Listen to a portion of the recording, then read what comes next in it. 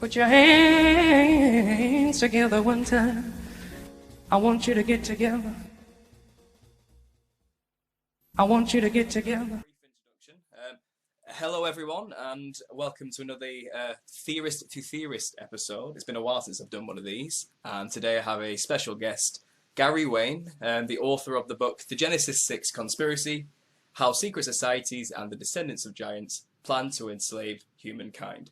And Gary, you're a man who really doesn't need any introduction in this conspiracy world that we're involved with. You've obviously been all over YouTube doing many interviews with lots of people, and it's always fascinating to hear the things you have to say. So hello Gary, go ahead, introduce yourself, and yeah, what I really would like to know is how did you get into this first of all, and what's this book about? Well, so happy to be here with you to discuss my book and some of the topics that I think that we're going to get into. And so, as you mentioned, my book is called The Genesis 6 Conspiracy: How the Descendants of Giants and Secret Societies Plan to Enslave Humankind, which in itself is a bit of a sort of a controversial title. And so it's a very good question as to how or why would somebody want to get into this. And so it wasn't really my intent to get this deep into it. In fact, it was my intent to just write a book of prophecy. I'm a Christian contrarian, and I would like and I want to get information out there that sort of clarifies things with what's written in the Bible and what the prophecies for the end times are all about and what they're predicting. And so I thought I'd cut my teeth on what I thought would be a very short book.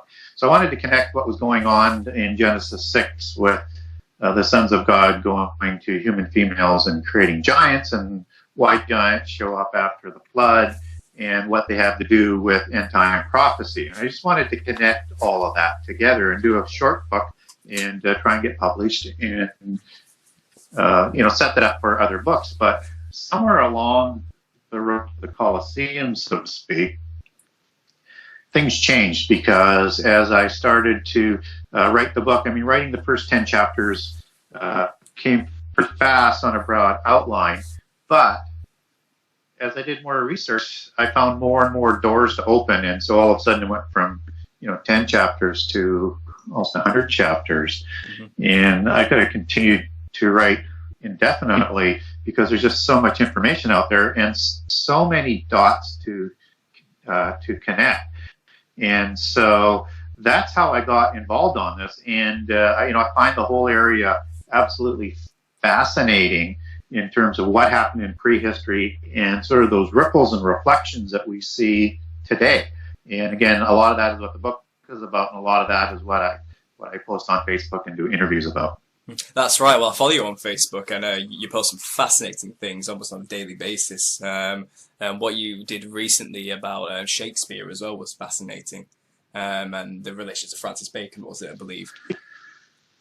Well, yeah, and not only with who Shakespeare was, and there's a lot of people out there with a lot of different theories on that, and who and how powerful Bacon was and his connection to secret societies in New Atlantis. But the thing that's really interesting about what Shakespeare does as well with all of his plays, whether or not he's Bacon or he's somebody else or he's legitimately Shakespeare, whatever your perspective is on that, is this was a very well-educated individual who was part of the Spear Shaker Society that was helping to develop the English language. And within his writings, he has knowledge of prehistory, he has knowledge of gods, and he has knowledge of things that are just sort of unattributable to the son of a butcher.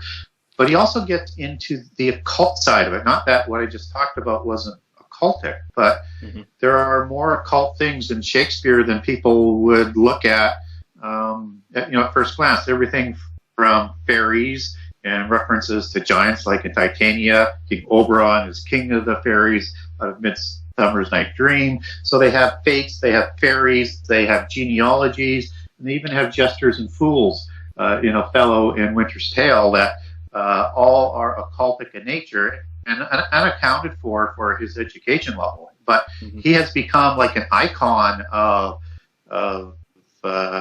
literature, and for good reasons, because it's very, very, very good literature, but it's also encoded with secret society symbols and emblems and genealogies and history and things in the occult realm like the fairies, for example, or jesters.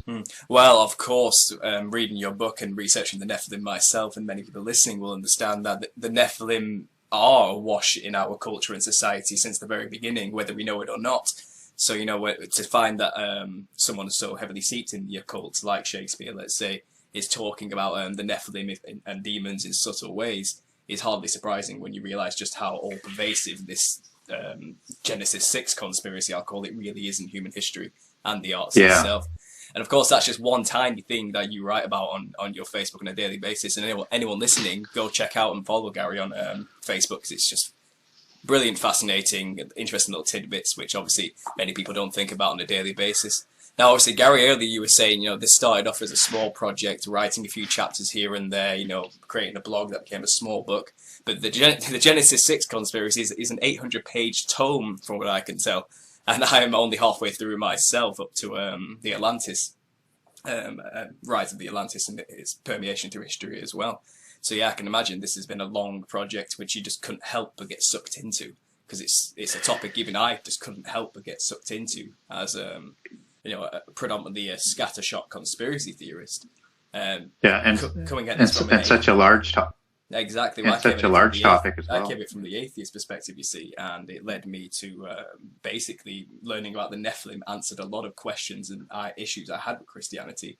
And obviously things like the flood of Noah, which is usually a huge boundary for most people, well, the question gets answered very quickly once you add in the Nephilim into the equation. So yeah, on that topic, you know, let's get into the Nephilim origins. You're the expert, Gary. Let's start from the beginning and try and lay out as best we can. Where did they come from, and what's their plan? Yeah. So Genesis 6 is fairly clear in its outlaying of where the Nephilim came from. And in the King James Version that most people would be familiar with, it'll say something to the effect that, you know, the sons of God went to the daughters of men, or the daughters of humans, and procreated and married them and created the giants. And in the King James Version Bible, if you take giant back to the original Hebrew, it says Nephilim, or a tribe of giants. And so they were known as the Nephilim. And so these giants also show up in Numbers 13, where again, if you link that back, it says in Numbers 13 twice, Anak were descendants of giants. That goes again back to the Nephilim. And so again, you have the same definition for that application. And so these were offspring of angels in human females, and were given significant sort of genitive traits that were greater than the average human. One would be size and strength, both in width and in height, and also in looks and other capabilities. And these weren't just sort of, let's say, gangly, tall, uncoordinated beings. These were muscular, you know, WWF wrestler type, or football player type, or, you know, bodybuilding muscleman type. They were where the average height to width ratio of a human would be 3 to 1. It's 2 to 1 on what these giants were.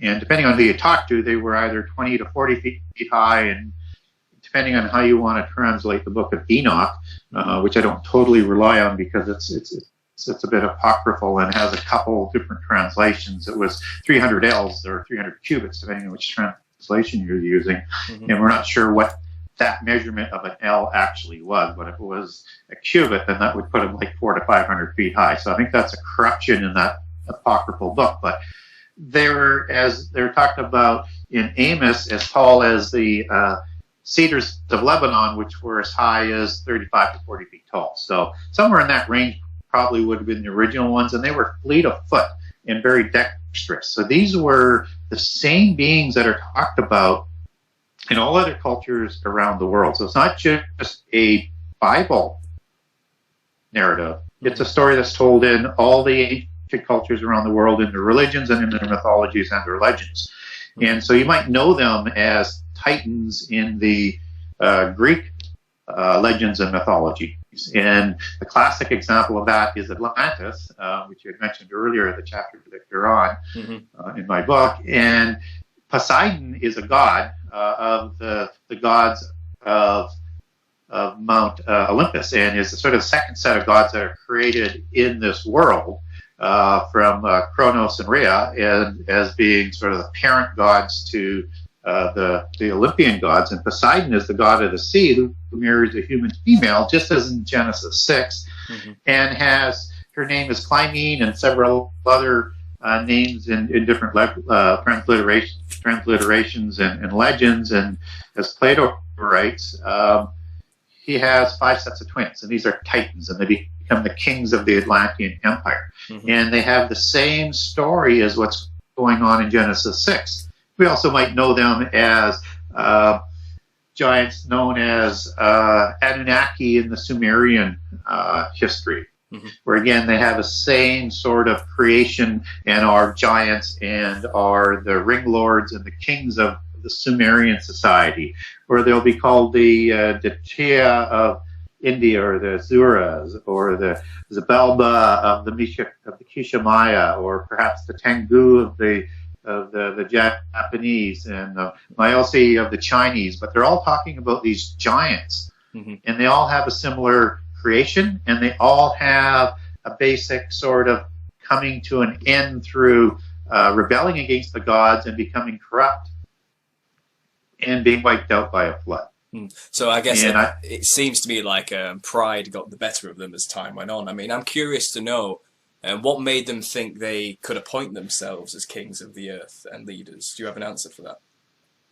Well, they were, if you get into the various mythologies, and I think in this case, the Sumerian one is the most clear, where at Nippur, which is also a mountain, similar to Olympus or Mount Hermon. But this is where heaven met earth with the gods. And this is where the kings or the ring lords were appointed kings. So they were not only the offspring of the gods, but they were also, or fallen angels as we know them in Christianity, but they were also appointed with the divine right to rule by the gods. And they were the intermediary between the gods, along with the priesthood that were set along beside them, and the rulers of the various empires of the antediluvian or pre-flood world. And so their divine right was issued from the gods, and that's how they assumed their right to rule. But because of their size, because of their strength compared to the average human, I mean, they easily were able to usurp the kingships and the governments of the antediluvian epoch. And then when they show up again after the flood, and just as it says in the Sumerian legends and mythology, they usurp the kingships after the flood and create the royal dynasties as they come down through history.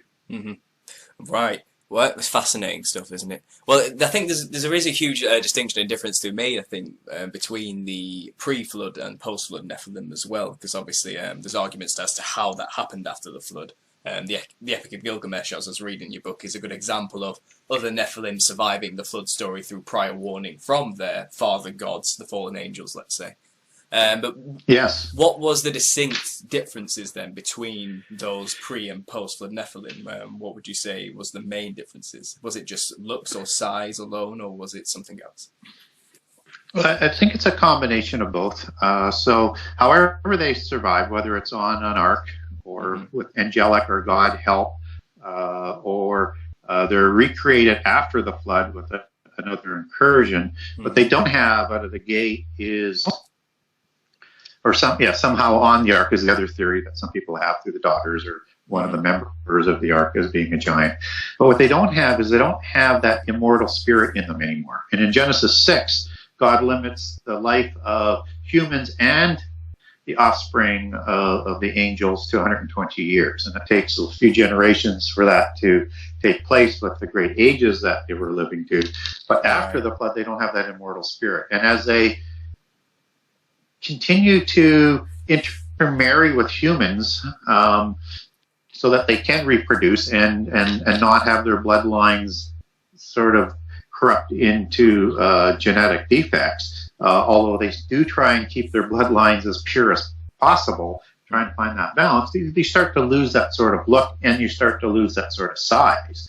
So after the flood, if we want to look at a couple of giants where we get sizes from, you have King Og during the time of the Exodus, who somehow survives the flood by looking at what it says in the Bible in terms of whether or not it's in Deuteronomy or Joshua, as the last surviving of the Rephaim, and the Rephaim are a descendant of the Nephilim, as the Anakim are.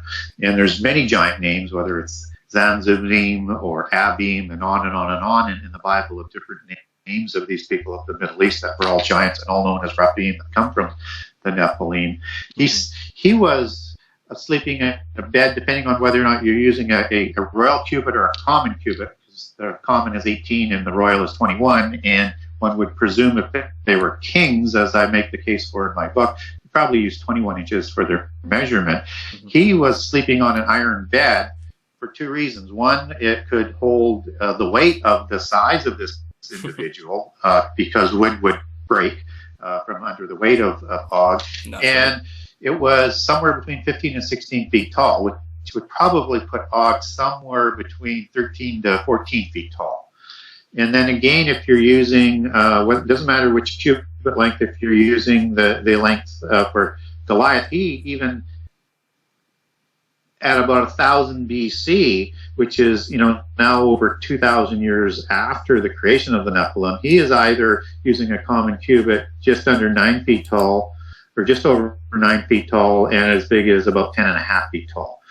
So they were shrinking in size by the comparatives that I've given. That the best information we have is that they were, before the flood, 20 to 40 feet. So they seem to be getting smaller as they go. And you can see dilution in the looks of them, because if you get into who produced them, they were the seraphim angels, and they are the fiery serpent angels of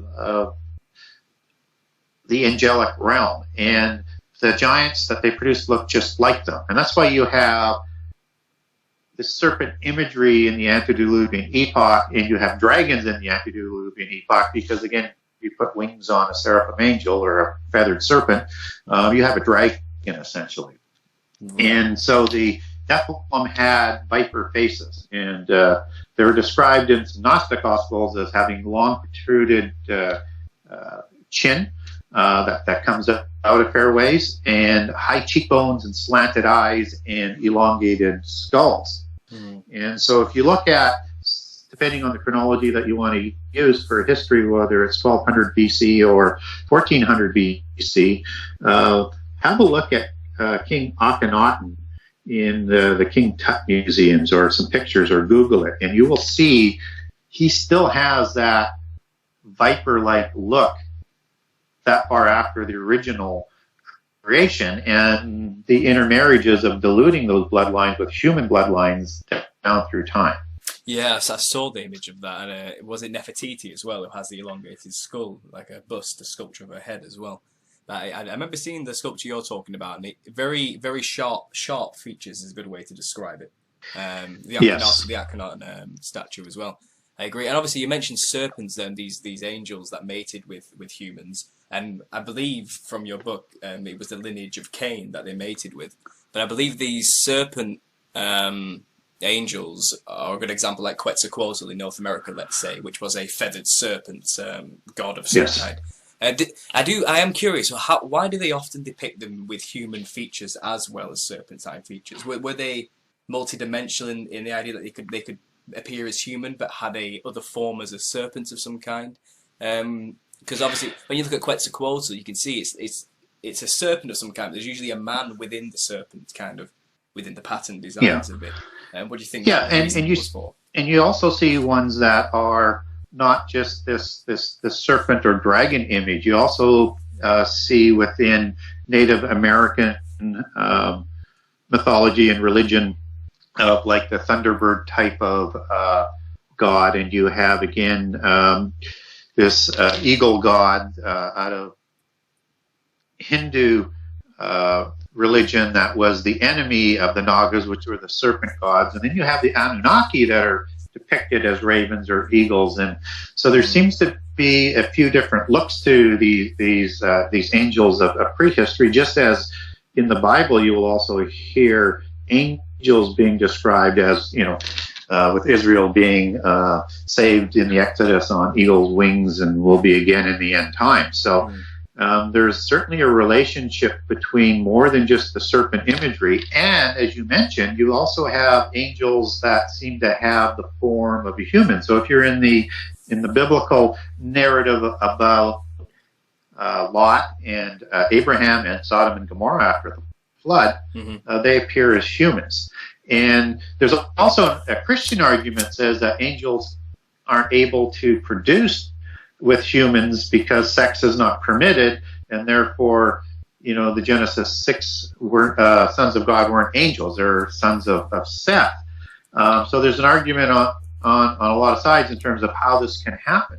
But if you get into a biblical perspective that these sons of God were, as they're talked about in Job 1 and Job 2 and Job 34, as the angels, and that they did procreate, because unless Genesis 6 is not the word of God from a Christian perspective, which I don't believe, then they were able to produce giants, which were something humans and humans combining couldn't produce. So we have this ability, where I'm going with this, to change their look, and they call that the shapeshifter doctrine, or the changeling doctrine, depending on where that's coming from, mostly from polytheist versions. But throughout the Bible, we have many different descriptions of how the angels look, and there are many different kinds of angels.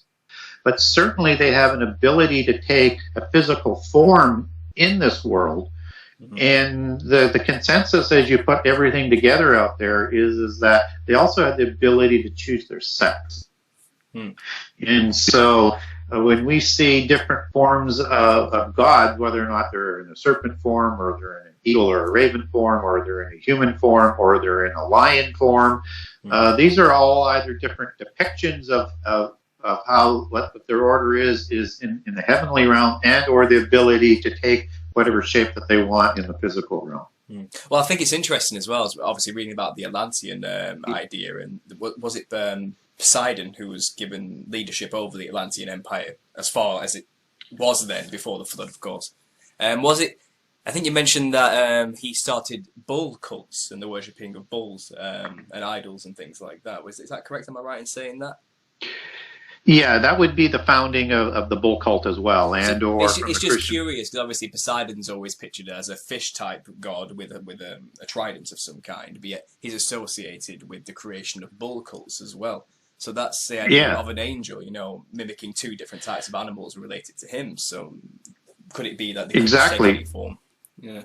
Well, and again, you see some of these images of these gods in a bull form, and is that a shape that they also took in their shape-shifting form, or is that representing their strength and their virility, or is it because it's the age of Taurus that bull cult gets established, or is it a combination of all of the above? And it probably is a combination of everything that I mentioned.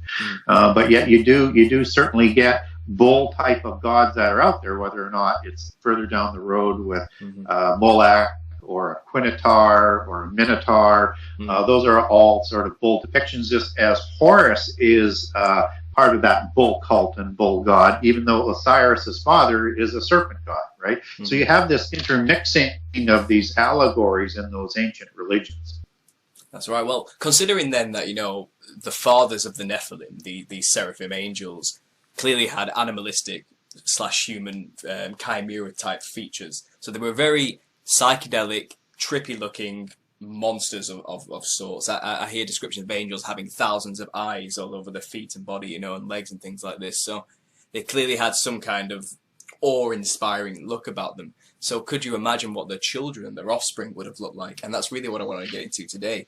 What did the different types of Nephilim, when they were all over the earth, look like? And what stories can we tell about this? What allegories have we got to tell? Yeah, so if we get by the sort of standard one that we see, that is the most common and sort of crosses, all cultures, that is, which is the serpent look. We get into some significant other types of beings, and one that most people don't talk a whole bunch about is there is the lion men of many cultures that believe were fathered by a god named 𝐼𝐢𝐫, which is the lion of God. And this is also very similar to the chimera coming out of Greek mythology that had the body and the head of a lion, and a goat head on its back and a serpent's tail, and it breathed fire. And then you have like King Habada of the epic of Gilgamesh that Enkidu actually kills. And he had the face and the paws of a lion, and bull horns and vulture claws, and covered in scales, and tails of a phallus that looked like a serpent's head. A full house. And so you have many combinations that are going on, and I'm just touching on the chimera and the lion at this point in time. But I mean, you've got other things like Cyclops, and you've got the crab out of Sumeria, which are scorpion type beings that have an odd description of avian or bird feet and scorpion tails, and they shoot arrows, and these are the same ones that come out of the abyss seemingly in Revelation. And you've also got centaurs, which are a classic one out of Greek mythology, and you have those being created by the gods, and it's got a human sort of head on a body of a horse. And you've got mermaids that are part fish and part human. And you have trying to think all the different ones. You have the Cyclops, right? Or not the Cyclops, but you have already mentioned those. And the Nagas. You also have Pegasus, right? Oh yeah, Pegasus, of course. I was thinking of the Nagas of India as well, the serpentine, half human, half serpent type beings. And I believe there was a story I heard. To clarify if I'm wrong, you may know this one more than me. That there was at this particular gulf in India, this sea, there was a mermaid type woman who would look, I think it was either during a full moon or an eclipse or something, would look like a perfect, beautiful human, and would lure men into the sea to mate with them, with the promise of gold, I believe it was. But most of the men drowned doing that. But after she had left, the sea or the shore would be lined with nuggets of gold of some kind, flakes of gold. Related to mating and spreading the human genome and the seed, the intermixing of these two races and everything. Have you heard that story?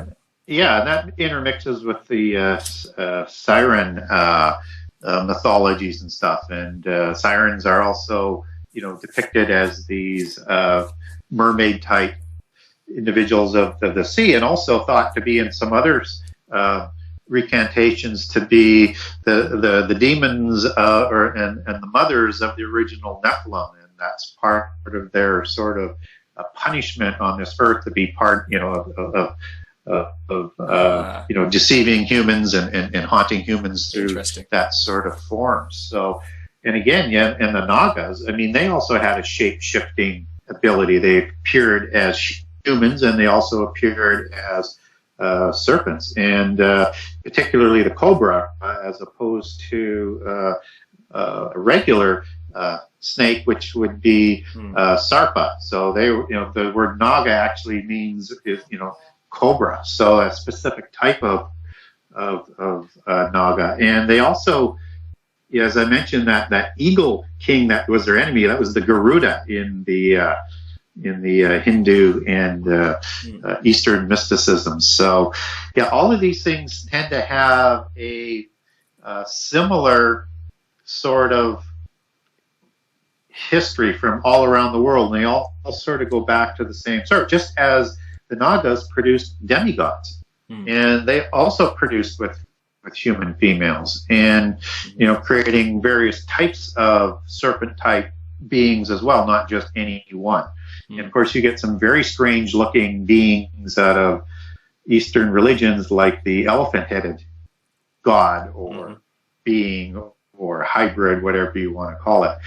Just an endless list of all of these strange beings that all seemingly have a relationship back to the gods or fallen angels, depending on your perspective, either manipulating DNA or procreating with other forms of animals on the earth to create these violations against creation. Well, of course, fascinating that we can't also, something I've just got on my bullet point list here, fairies as well, and little Nephilim. They weren't all giants, were they?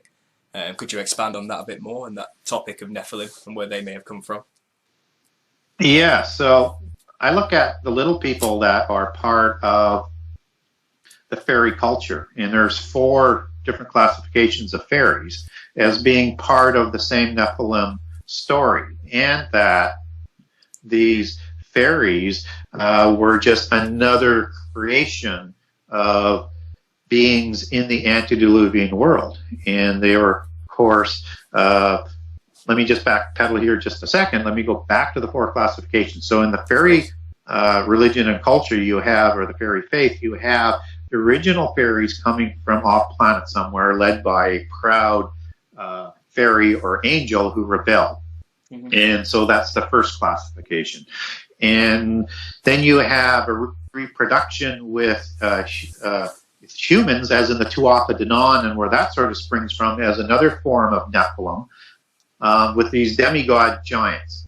And then when you have the demigods dying, whether it's Nephilim or it's 𝐷𝐷𝐷𝐷, you create these shades or spirits or phantoms, which are these ghost type of beings, which is the 3rd classification of fairies. And then the 4th classification are the elementals. And within that classification, you have 3 other smaller classifications, one being, generically speaking, mischievous, like leprechauns and trickster type of elves. And then you have good-looking ones, and then you have ugly ones like gnomes and trolls and things like that. And then under each of those, you have many other subcategories. So you have a significant sort of nomenclature of names and beings that are associated to the little people that were also created by the gods. Whether or not you go back into Greek history for the Nereids and other beings around the world, they are offspring like the Nephilim of the gods, only they were a smaller being. And they have specific jobs. Like the gnomes, for example, would be the genealogists and the keepers and the protectors of the knowledge. Trolls would protect gates and bridges and things like that, or and some people think portals. And the female, a lot of the female fairies, like the ladies of the lake, they protect portals to the other world. And the dwarves, they were more smiths, and they made weapons and things. And this is sort of, and you see all of this come up in Ring of the Lords, and so much of that sort of polytheist version of the antediluvian history was just part of those beings. And so they served the Nephilim, and they served the priesthood, which is a significant part of the antediluvian epoch. So when you see wizards, as in Lord of the Rings or in Atlantean mythology, or Merlin of King Arthur, this is representing as an allegory the bull cult or the polytheist religion of the gods, and partnering with the Nephilim kings to set up that governmental organizational structure. So each of the Nephilim reported to a particular god or a set of gods, and they also had a priesthood that worked with them to control the people and also work with the gods. Well, you mentioned long-bearded wizards. I remember reading your book about Atlantis, and they were the class of people who were living in Atlantis at the time. They all practically looked like that.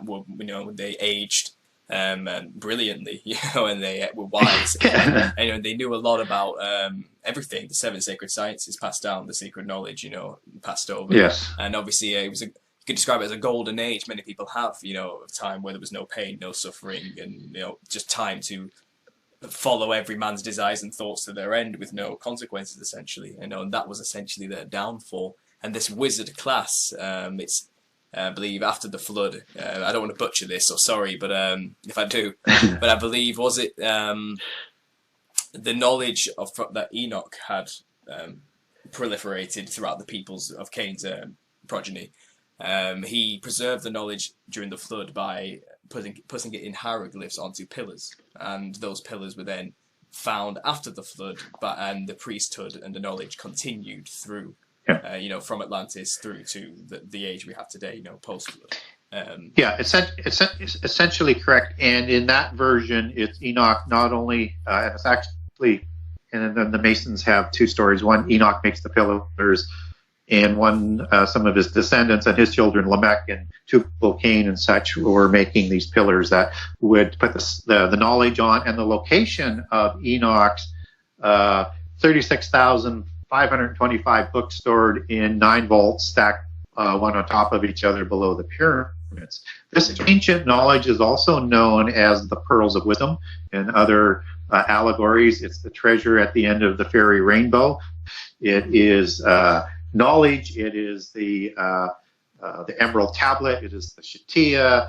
It is the golden apples. It is all of this ancient treasure is ancient knowledge that is saved and is reproduced after the flood, and is found by Hermes in this case, according to the Masons, and accounts for all of this sudden knowledge to build Babel and Babel City and the rebellion that's going on with Nimrod. And out of that, you have 2 major religions being developed after Babel. One is the Mesopotamian religion, where the Magi come from, which are the wise ones, and the astrologers, which are the wizards. And of course, the priesthood of Egypt, where Hermes goes with Mizraim and Ham to establish the Egyptian civilization after Babel. And it's a parallel religion with it all has the same source at Babel, which came from the antediluvian epoch, which is the Atlantean religion of astrology and pantheon of gods and magic. And same thing is being set up after the flood with similar types of looks. Because you can imagine an image today that we have of a magician or a magi is very similar to a wizard. That is not coincidence. Well, essentially, Enoch was the first wizard. Nimrod was the second open wizard, or leader at least, of wizards. And I guess Freemasons consider themselves the modern day versions of wizards, holding this knowledge, or the knowledge they believe is passed down. Sure. And 2 pillars is an obvious symbol within Freemasonry, Jachin and Boaz. Yes. So yes. Obviously, and that expand if you could.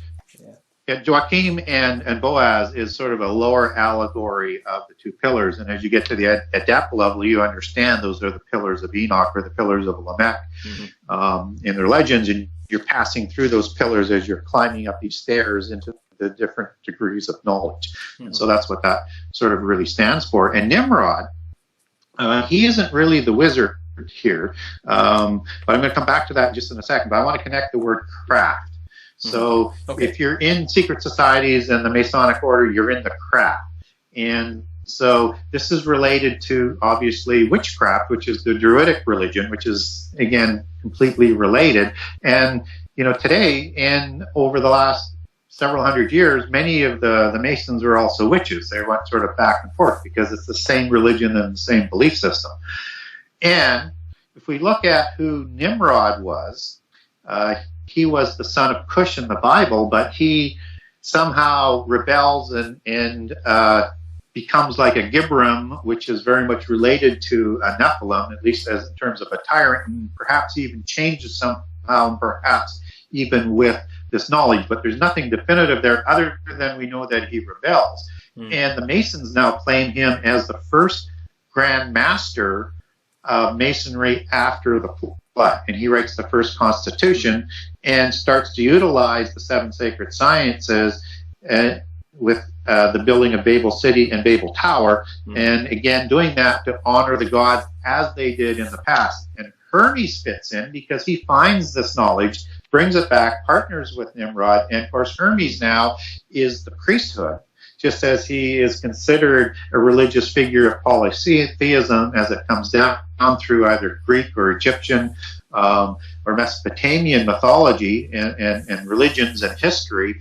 And this is the same organizational structure again that you have being set up, that was set up before the flood, where you have a Nephilim type of giant and a polytheist wizardry type of religion, or a polytheist religion, and reporting to a set of gods. Now, after Nimrod and Babel, I must say that Nimrod will marry into the giants, whether or not he was a giant at that time or not, which is up for a lot of debate, because again, the giants usurped the kingships after the flood again. So very shortly after Babel, there's a taking over of the royal dynasties, but Nimrod certainly marries in with the giants. Right. So on Hermes, could you just describe more about him and who he was? Just for my own, I'm interested in that. If you could just expand on that a bit more. Well, he has a few different sort of histories, and there's three sort of different versions of it that kind of come together. And people may understand it as 3 times Hermes, or the Trismegistus. If I butchered that, I'm sorry. We struggle with that one. Trismegistus, is that it? Yeah. Something like that. And okay. So as it goes back, you have a Hermes that is a godlike figure in prehistory, and that's very similar to, let's say, the Thoth god of wisdom out of the Egyptian pantheon, who teaches and forms a priesthood.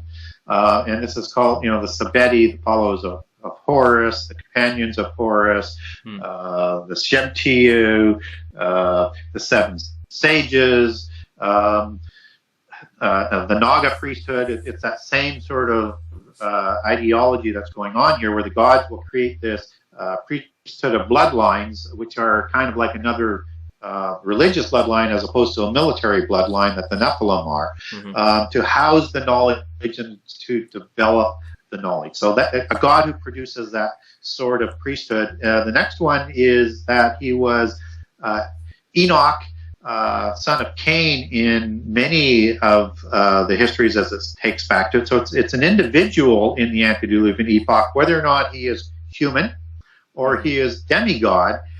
He is at least got some human sort of nature to him. And this again is starting to represent that religious bloodline as what Enoch does and what his progeny does down through Tubal-Cain, who is also considered the prized artificer of metals in the Masonic belief system.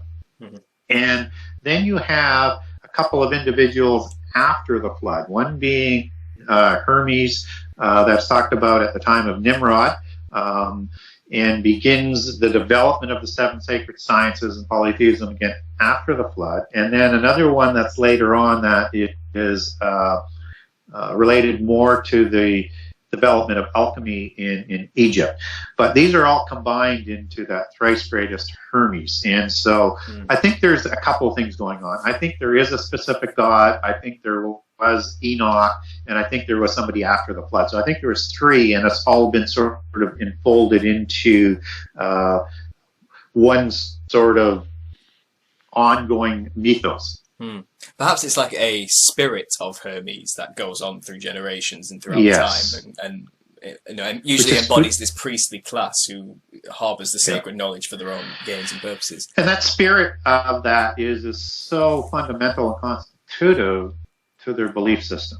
Right, I see. Fascinating. Obviously, we went on a bit of a tangent there, but I have a look at me taking notes. Back onto fairies very quickly here, just to sum up. You say that they're kind of a subservient class.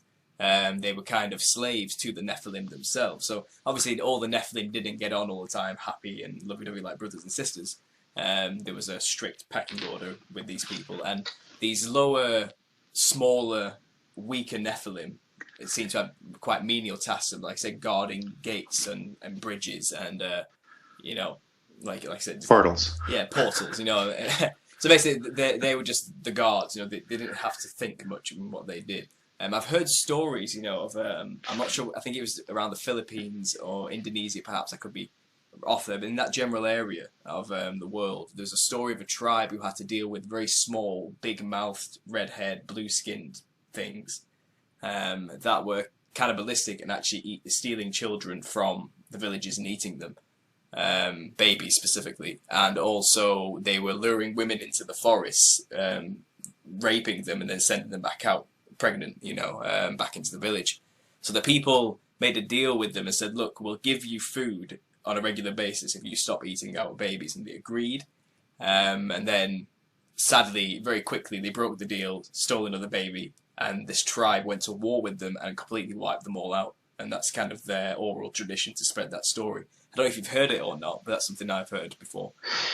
Yeah, those are very, very similar stories, and some of them are called forest people. Mm-hmm. The little people is, again, one of those things, whether it's pyramids or it's giants or this polytheist religion or it's serpents or it's dragons, they're in every culture all over the world. And they somehow seem to survive the flood.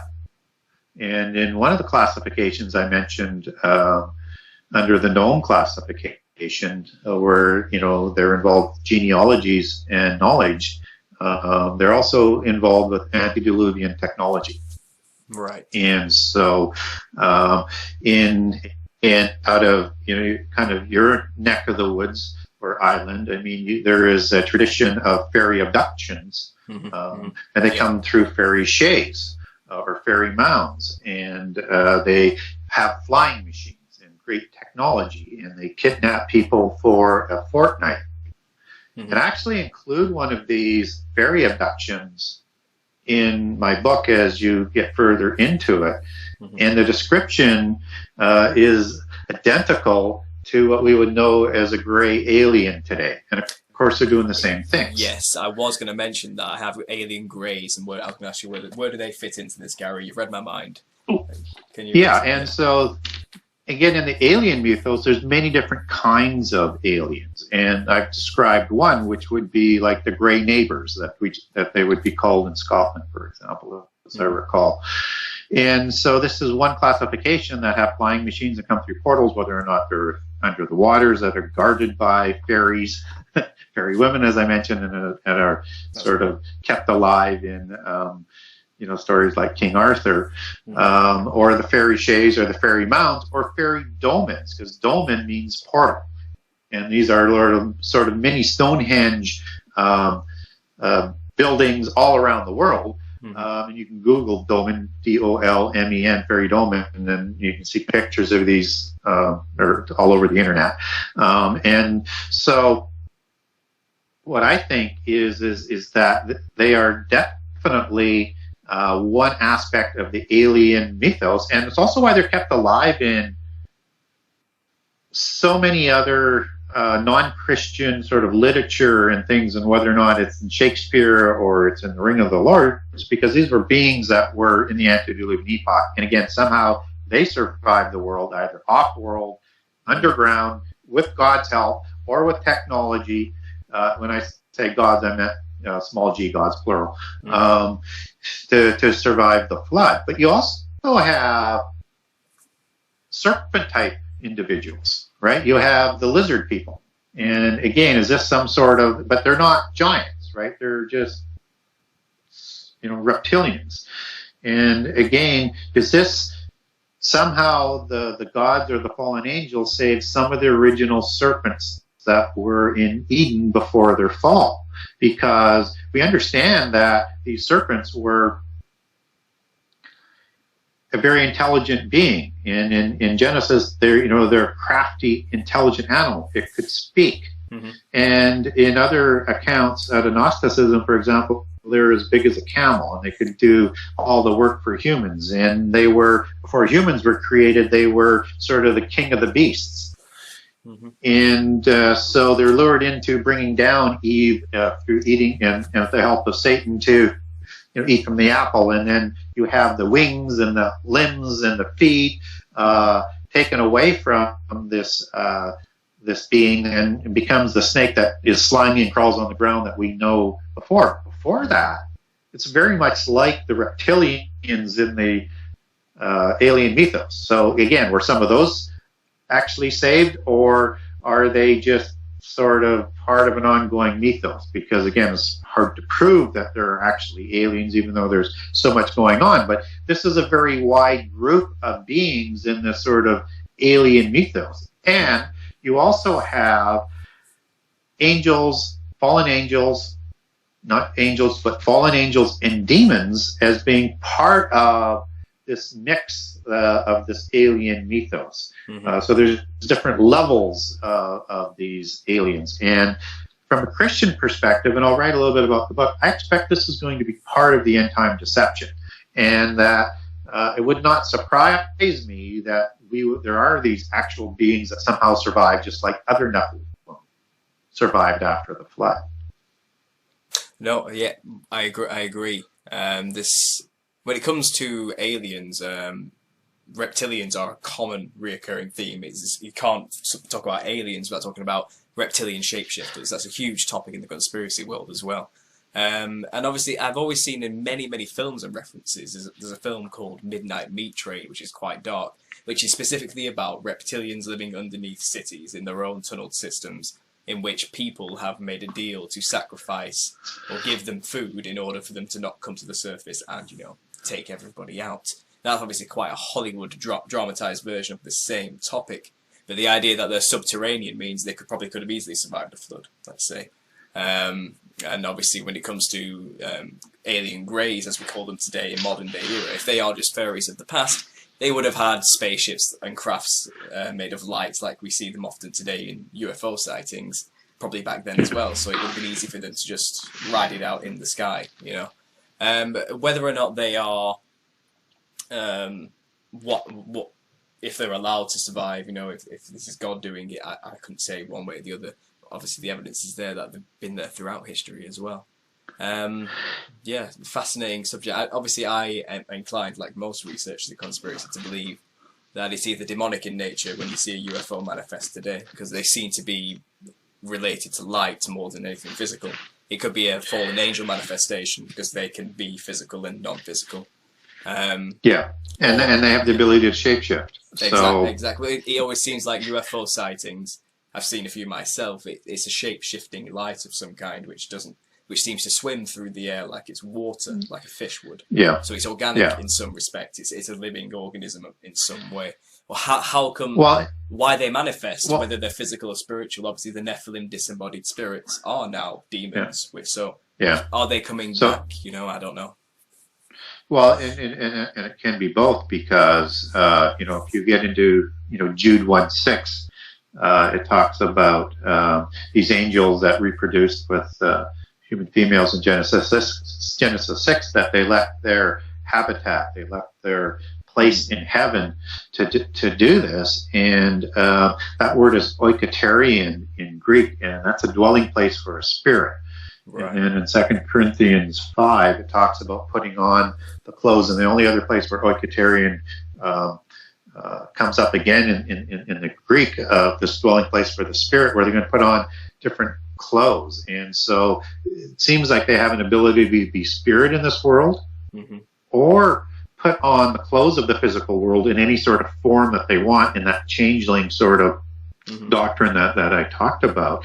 And then, of course, demons are the bodiless spirits, as most have come to understand Nephilim, just as Jesus talks about demons in the New Testament, and the most famous one being Legion, that are afraid that he's going to send them to the abyss, right, with the other co-conspirators and worst of the demons before the time of the judgment.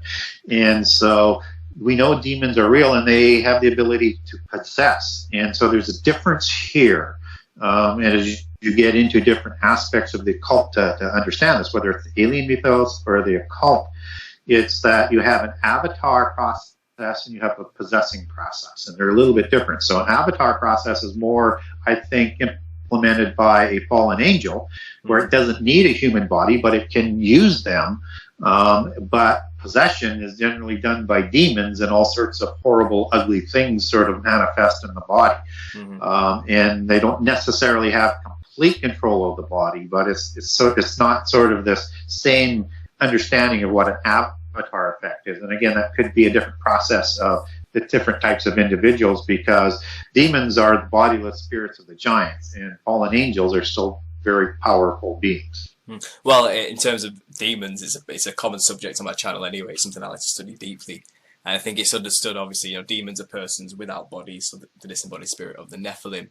To them, being without a body means they can't experience anything because they have no senses to experience the pleasures of this world with. So the concept is they'll live in your body as though it was a home of some kind, and many of them can. Yes. And vicariously live through your sin.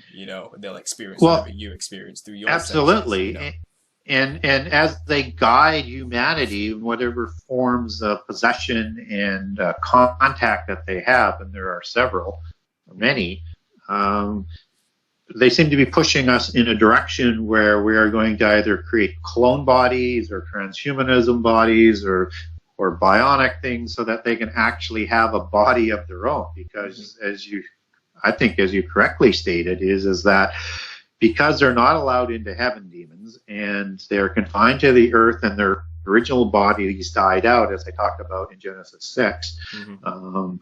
Their bodies died, but their spirit wasn't permitted to go to sleep. And so they wander the earth, and the only way they can really participate in any sort of enjoyment, I suppose, at all, or sense of feeling, is to possess a body. But possession is not always full control of the person. Like they want to fully move them, and like a machine. It seems more passive. Like they'll live through you, nudge you, give you thoughts which aren't your own in a sense, to make you do things which go against God, first of all, because that's the initial plan, isn't it? That's the conspiracy. Yes. But also just to sin in general, because when you say, drink or smoke or, whatever it is, whatever your vice is, that demon gets to experience that pleasure through you because it's using your senses, like hooking itself in. But it very rarely takes full control of a person to dominate them. In most cases, it's when they're found out they start to do stuff like that, when they panic, I guess. Yeah. And there's a tradition that sort of comes up around these bodiless spirits, and they're connected back to the demigods and to the Nephilim, is what we talked about.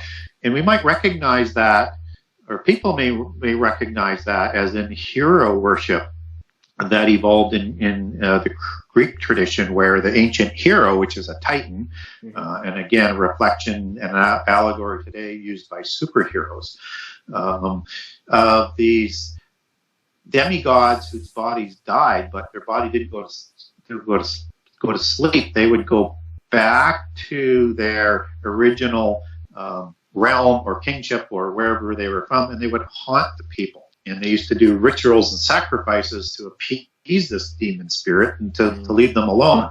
This is also kept alive in ancient Taoism, which people know as Taoism today, so D to a T. And they were called vagabond ghost spirits, right? And again, they would protect their houses with charms and things like that to ward these spirits off of these ancient rulers. And so this is a worldwide understanding of where these demons come from and what they do. And again, clearly different than that avatar concept, which is also part of occultism. Well, it's as though, to me, though the fallen angels may have lost their children, they've gained an army for the future, which is wreaking havoc today in the spiritual realm, So they've used it to their own advantage. Now they're using their own children to their agenda and advantage, which is quite disturbing in of its own right. The Nephilim, to me, is a sad story. They have no choice. What can they do? Other than to serve their masters now to the end, because they already know their fate is sealed, and it's kind of what they did. Is unforgivable. This isn't sympathy for the devil. I mean, these things were hideous, disgusting monsters that did some heinous things. And they made their choices while they were still in the physical bodies of this world. That's right. Yeah, of course. Well, you touched on transhumanism earlier, which is actually on my list of things to talk about today. And you obviously said they're going to try and create some kind of vessel, a clone body, be it a robot body of some kind, in order to house the Nephilim. So we're talking about from the beginning of Genesis 6 to modern day here, the conspiracy is still happening. And this is what, obviously, most people in the conspiracy culture are trying to tell people right now. And it's obviously to the secular mind, the atheistic mind, this sounds insane. But to me, the evidence is just overwhelming when you open your eyes and look at what is actually going on around us. So let's talk about transhumanism, Gary. Do you have any ideas yourself on where that's going, and what do you feel about this? And obviously, you mentioned it earlier. Yeah, I think transhumanism is again part of that greater new man, as it was known in the 20th century with Nazism, or genetics. It is all part of that greater Nephilim concept. And it's twofold. One is for humans who are heavily invested in this, is to recreate immortality for humans, right? It's to bring back what the Nephilim had before God limited life to 120 years. And then the second thing is so it's about trying to create godhood in that polytheist religion in the physical world, as opposed to the spiritual world, creating gods in this world. And secondly, demons need a body, so they need humans to develop something for them to occupy that isn't going to be fighting against their occupation all of the time. So it's got to be done through either transhumanism, robots, or clones. Yeah, a vessel which the Holy Spirit can't dwell in, essentially. Yeah, it needs they need a dwelling place for the spirit, like a Terran. That's right, and that's obviously what the agenda is today. You know, this is the conspiracy we're constantly really trying to reveal. The big thing around the corner, the mark of the beast, you know, along with CERN and the D-Wave computer, which seems to be like a glorified high-tech Ouija board. You know, the ability to communicate to and fro dimensions in this respect. So, what do you think? CERN has a lot of occultic relationships, and there's a lot of speculation on it. It's also matched up with one of the, as I understand it, the 5 quantum computers in the world. And quantum computers is about interdimensional sort of options, right? So you have a computer that is able to work in different dimensions. And it's odd that that's matched up with CERN. And then CERN, it comes from, there's 2 gods in mythology that have that name CERN. One is Cernunnos, which is a druidic god, and it's very much in that sort of 𝐦𝐨𝐬𝐭, Baphomet, bull cult look is what his look was, and he was a fertility god, and very, very almost identical to the god in Etruscan mythology or religion that was actually called CERN. And all of these are pretty much identical with the Pan god. And so it's interesting that you have, and Pan is associated with 𝐦𝐨𝐬𝐭, just as the descriptions are associated with 𝐦𝐨𝐬𝐭, who is the leader of the Watchers, who created the Nephilim, who was put into the abyss. And just as we talked about, is that you also have these crab beings that are also in the abyss that are going to come out in the end time. So one wonders whether or not they're trying to create the key to the abyss to unlock the impassioned fallen angels who procreated before the flood and perhaps also after the flood, like 𝐦𝐨𝐬𝐭, and the worst of the demons that were also locked in the abyss, to open that up to bring on the end time. Because all of the imagery and the technology would suggest it's kind of pointing in that direction. Yeah, it seems like they're intentionally trying to bring in the end times. I'll agree with that. And obviously, we talked about the key to the bottomless pit here, and that what will come out are these, what do you call them? A crab. Crab. Is it just crab, is it? Yeah, no, it's an ancient Sumerian name, and it is a ancient sort of Hebrew word for scorpion. And it's AQRAB, as I recall the spelling of it. Yeah, a crab. A crab. So and typically Q is pronounced K in those aspects, as opposed to how we pronounce Q. So these obviously are going to be the things which are called to, to hurt men for such a time, but not kill them. Is it these are these? Yeah, because they have quite the descriptions to them, which are essentially a scorpion type of description, including scorpion tails, right, where they're going to sting people. And if you Google that, and there's some other different names for the 𝐓𝐶𝐶 in prehistory, in Sumerian. I don't have that name at the tip of my tongue right now, but somebody wants to get a hold of me, I can dig that information up and look at it. I also have a post I did on it. These were the protectors of the gods, right? These were like the bodyguards of the gods. Right. And they come out and they're going to sting. And there's two types of scorpions that come out of Revelation 9. And one is more like an army, and the other one is more like a scorpion. And the one with the scorpion that stings humans, people will want to die, but they won't be able to die because of the stings. Oh, well, I've heard a theory as well that they won't be able to die because by that point they would have taken a mark which gives them invincibility. So yeah, no, I wouldn't go that far. I mean, I would say the mark has other attributes to it, but this happens well before the taking of the mark. So this is like the first major event which kind of kickstarts the whole thing to begin with. Yeah, it does. I see. It also, is so it not Apollyon or Apollo who rises from this pit as well, which is, would that be 𝐕𝐴Z𝐿 or linked to 𝐕𝐴Z𝐿? Well, yeah, so if you look at the name Apollo, it is also known in Greek as Apollyon, right, who is the destroyer. And 𝐕𝐴Z𝐿 is the destroyer of the antediluvian world and is the scapegoat who takes on the sins of the antediluvian world, as he's known in occult history. Right. And so I think Abaddon and Apollyon are likely the same individual. And this is the leader of these beings that are coming up out of the abyss. Right.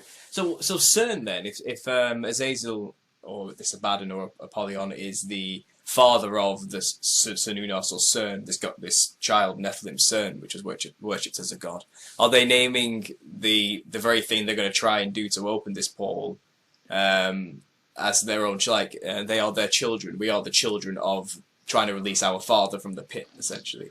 Is that kind of an analogy maybe they're going for there? Just something off the top of my head. Yeah, I think so.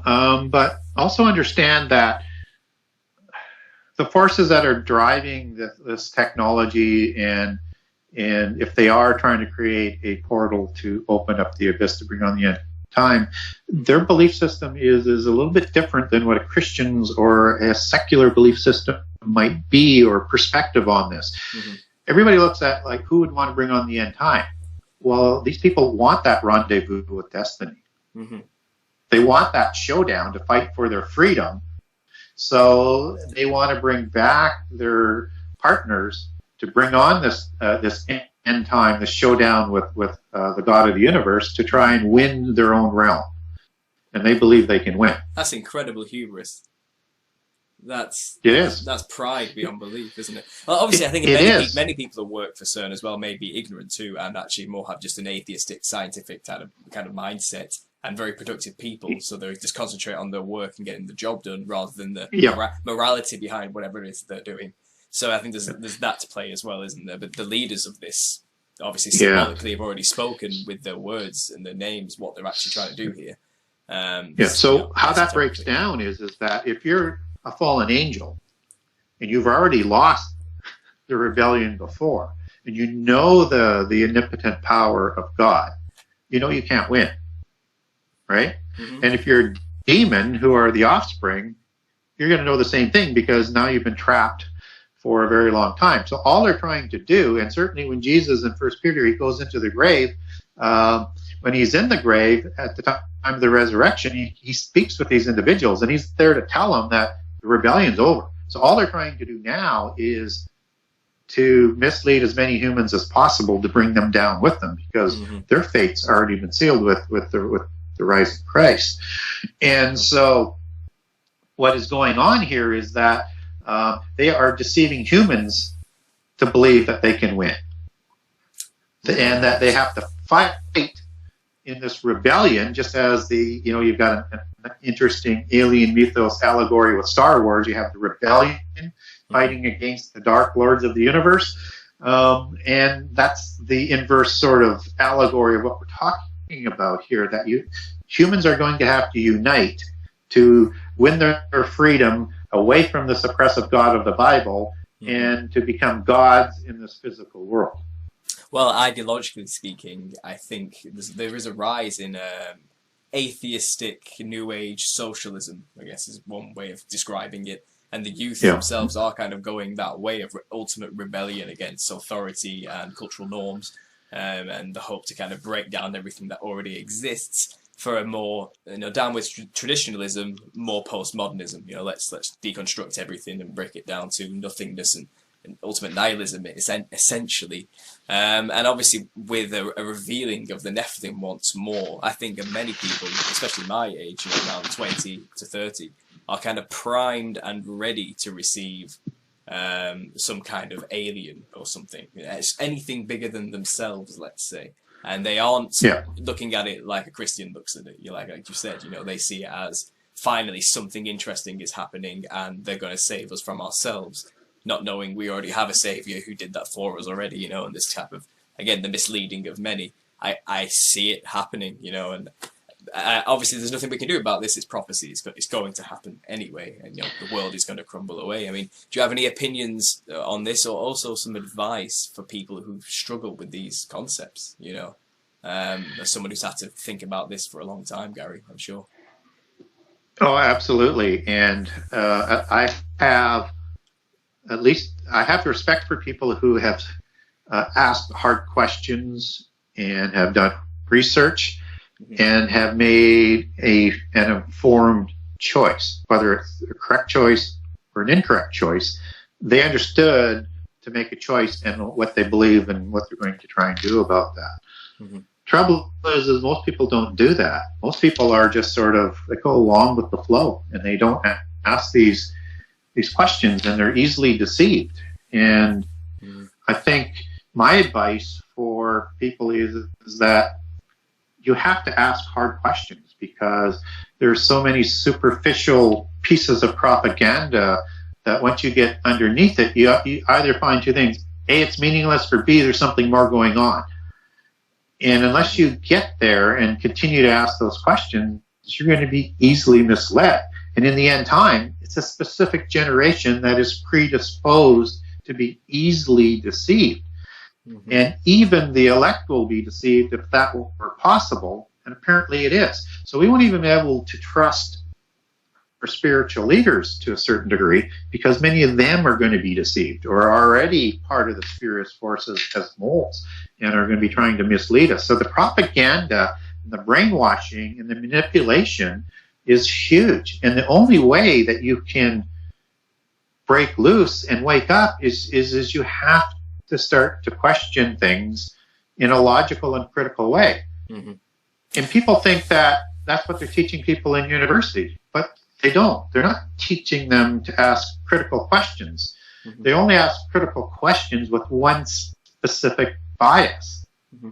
Well, like I said, Gary, I mean, to accept the truth and concepts like this to most people in this world today is ludicrous and insane, as sad as that sounds. However, when you do just open your mind and drop biases and just observe the information for as it is, you can't really deny the existence of the things we're talking about. And I don't think many people are really willing to cross over. I think there's a lot of self-delusion and denial about some of these things as well, coming from a lot of people. I'm not sure how we can solve that problem, but I guess the gospel is doing a pretty good job. So I have faith more people will wake up as things ramp up. What do you have to say here? What's your thoughts? And I agree with that. And there's only so many people that are going to wake up. And that's so tragic. But everybody is here to make their choices. And the choices that are in front of this generation are huge. And I get brainwashing. I get what happens in school. I get what happens in the media. I understand all the literature and the entertainment is designed to overload you with occultism and a specific view of where they want you to go. And they're telling us in advance of what they're going to do and what's going to happen in these stories. So I understand all of that, and it is very, very tragic. And all we can do is try and communicate, A, from being a role model, and B, as clearly and without significant judgment or venom or anything that's sort of unchristian in a way that maybe they'll remember it. And when things start to happen even more, it'll trigger that memory and say, hey, something's not right here, and they begin to wake up. Well, I said that's a good point. I said in the past recently on a podcast with Dazzling One, something along the lines of this, that I believe all this research we're doing now, which I've been doing for the past 5 years, you know, and joining this culture online, which is all getting involved in learning these truths together. I think there may come a time where this gets taken away from us, and it may not be as easy for us to communicate these ideas as it is right now, because there's an agenda against the truth, sadly. So if perilous times do come, and let's say the electricity goes out and people have to revert back to a very basic form of living again, which they may not be prepared for, and so forth, it's people like us who have sounded crazy to them in the past in our immediate surroundings who talk about these things. They'll quickly come to us and say what's going on. I think they will remember that, you know, they said something like this was going to happen. Maybe they know what's going on.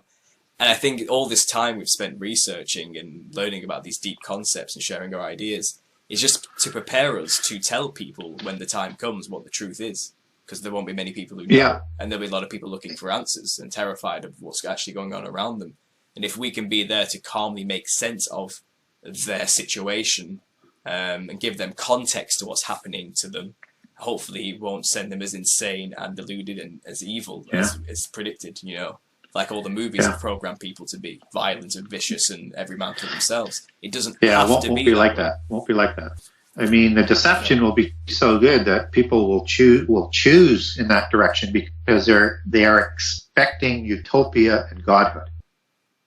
Like, this isn't a bunch of people growing horns and stuff and becoming, they're actually thinking that they're the people of light, that they are the good ones, and those who oppose, which will be Christians and other monotheists and certainly some other ones, are the evil ones, right? It's a complete role reversal. And I think that it's important to try and communicate as clearly as possible, but it's so difficult because once, and I'm sure as what you have found is that as you dig into this, it's unimaginable how big this conspiracy is, how far this reaches, how old it is, and into every aspect of what it reaches into, that even as a researcher, you kind of think sometimes it just can't be that big. No, but I've had those moments. Honestly, I've had those moments, Gary. I think everyone listening has had these moments where I guess it's not doubt, because that which has been seen cannot be unseen. I can't unlearn a lot of some of the things I've understood about how the world works, you know. So for me, it's as solid a worldview as I think I can possibly get it now. But you do have those moments where you think, this is getting ridiculous. It really goes that far. They actually can do these things, you know, and wow, you know. But the more and more you learn, that, you know, it's kind of the closer to truth, therefore God, I kind of feel, you know what I mean? Like I'm on a level here which is giving me a peace. It doesn't make me better than anybody, but a lot of people go through the motions when they first learn this truth. You know, they get angry and go through the 5 stages, you know, and usually ends in acceptance. I'm kind of past the acceptance stage now, and I'm at this peace stage where I understand. At least I feel like I at least understand what's going on around me now. Confusion has disappeared. You know, and it's a very sense. It makes sense, this worldview, but it's hard to sell the worldview of conspiracy to people. And this is something I tried to tell at the beginning. Actually, it's what my channel was about. What I said was something. This is before I was saved, so maybe I was a bit vitriolic. But I kind of said, look, it's about chemtrails specifically. So I said, look, these people are right. It's really happening. They have the truth. They're just not very good at presenting it to people, and no one takes them seriously. And, you know, that was kind of my initial problem with the truth of culture. Like, these people are bang on, but they put people off massively because of certain mannerisms and things they do. And I've tried to micromanage, you know, and tell this to people, and got involved with channel makers. And I think, you know, it's calmed down a bit now. But when people panic so much, you know, and they have this truth, they just blurt it out in the most insane ways. So it is difficult. How can you communicate something so big? I've tried to figure it out, and I had an impasse. I can't do it.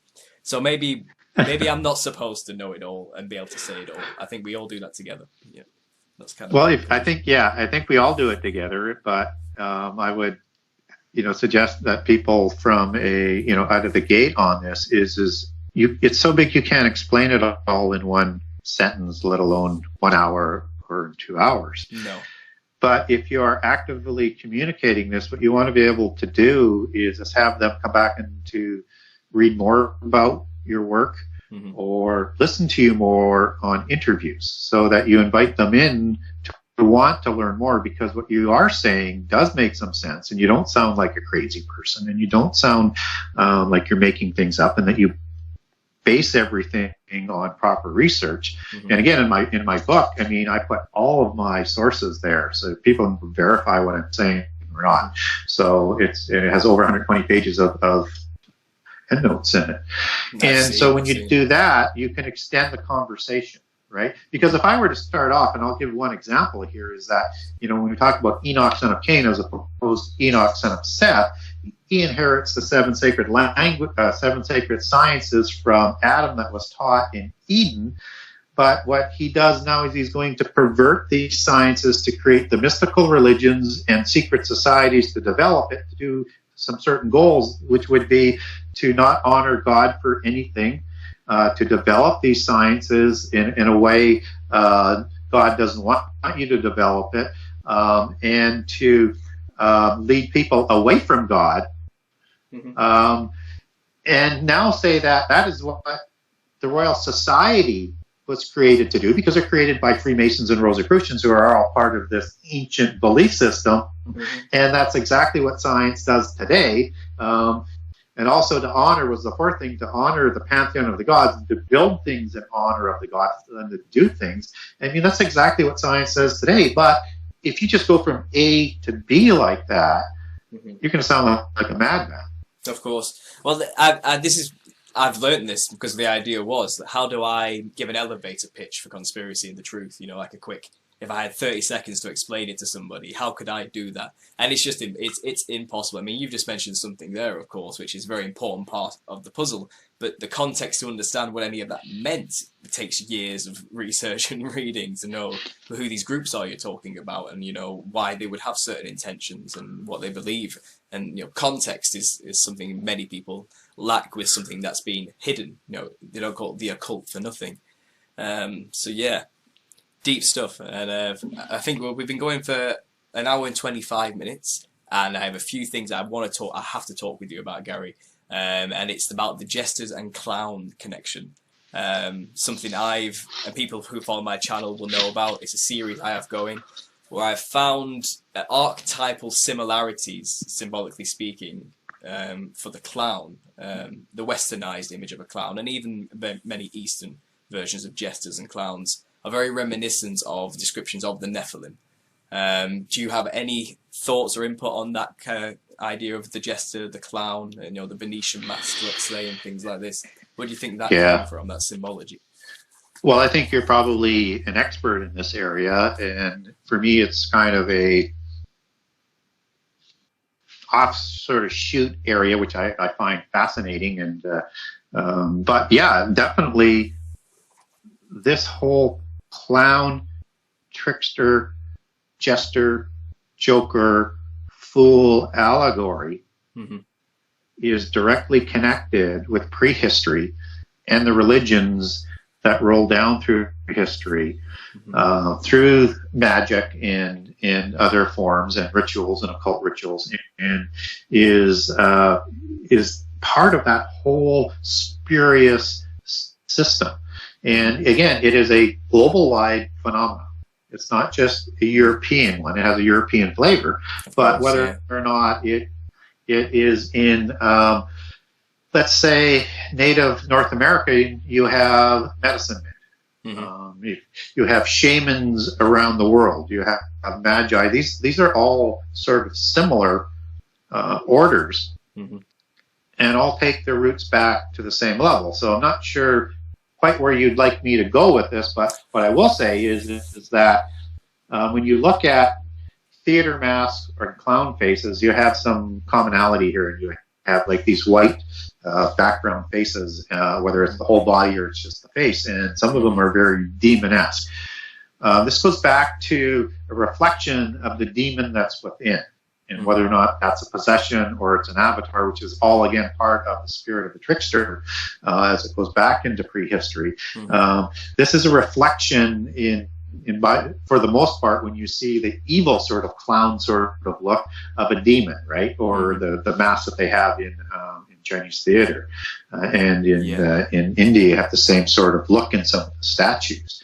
And these are the bodiless spirits of the Nephilim, or the hero within. Just as we mentioned that hero worship, Nephilim were the heroes of old.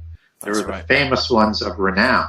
They're called heroes in Greek mythology because hero in the ancient understanding of the word hero isn't what we understand it today. It was understood as the offspring of a god and a human, a demigod. And these are the bodiless spirits of these heroes. So anyway, just a quick blush and decide where you want to go with it from that, because we can get into it in more detail. But you mentioned briefly there about possession and how clowns are intimately related with the disembodied Nephilim, the demons who want to possess people and manifest in people's bodies. Now, I think a lot of magicians, obviously, it's known that they make deals with demons in order to gain power and give the illusion that they have the power, for usually sacrifice or some kind of, ritual that has to be performed every month or something like that. And obviously, there's one particular type of magic in Japan, I think it is, which is face changing. And it shows people wearing incredibly psychedelic, multicolored garbs and clothing, wearing incredibly bizarre-looking masks, just multicolours of all patterns and shapes, and they would quickly, in a split second, just change the mask by flipping something in front of the face, like a hand. And they would do that over and over and over again and go through about 100 different designs. And it is impossible. But what I've noticed is that they are manifesting this fractaled maze, matrix-type, otherworldly clothing, reptilian in nature, like serpent skin can be pearlescent and multicoloured, something to bear in mind there as well. And obviously, it seems like maybe they are representing the Nephilim in order to venerate the Nephilim, in order to gain power from the Nephilim to perform such a feat. But then there's also this thing that happened last year where people were dressing up as clowns and scaring the living daylights out of people, chasing them with knives, the creepy clown sightings of October 2016. And I found that such a bizarre thing. What would possess a person to do such a thing? And then it clicked. I think maybe what we were seeing there was a physical manifestation, albeit in a very crude way, of a clown costume, representing the very entity which is possessing such people to do such things. A true worship and veneration, I guess. Now, the reason I say Nephilim look like clowns is because the stereotype clown is a white skin, wild red hair, and with red around the mouth, like blood, so cannibalistic in nature, and a big bulbous red nose, which, if you go to festivals of Basel in Switzerland, every year they do a festival, and big-headed, pale-skinned, crazy-haired masks are put on people, which are huge, with big mouths and big bulbous red noses. So maybe, I think, the reason I'm asking you, Gary, is you know a lot about the Nephilim. What is with this pale skin and red haired Nephilim style? Is there a link there between that and the archetype clown? Yeah, there is. And when you get into the details of what some of the Nephilim look like, other than the obvious facial features that we had talked about earlier, they were known to have very pale skin. And that's why, the 𝒯𝒽𝒽 as the fairy people is a connection there from an allegorical perspective, because those are the fair folk and the fairy people. And they also had two sort of distinct sort of hair colors and eye colors as they go down throughout history, through whether or not they're the Aryans or the 𝒯𝒽𝒽, and both are related. So you have the red-haired and hazel-eyed noble Celt, which Dracula is basically based on. Yeah. And the drinking of blood is another notable Nephilim trait. And you also have the blonde-haired, blue-eyed ones. And so when you see giants that are being discovered with their bodies, even though their skeletons and things don't tend to last that long, you see certainly a number of them in North America and in Peru where they have this red hair. And if you get into Atlantean mythology, again, they'll describe both of those hair colors or the ancient Kshatriya history. So that red hair is one of the significant descriptions, and the hazel eyes with the pale skin, one of the two types that sort of come down through prehistory.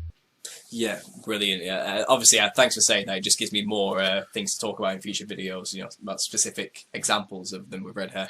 I understand there was a very recent altercation between an Indian tribe who had to deal with red-haired giants. I think eating their children again, cannibalizing their tribe, and they smoked them out in the cave they lived. And I think bodies were found in there at a later date and removed by the Smithsonian, I think, or something like that.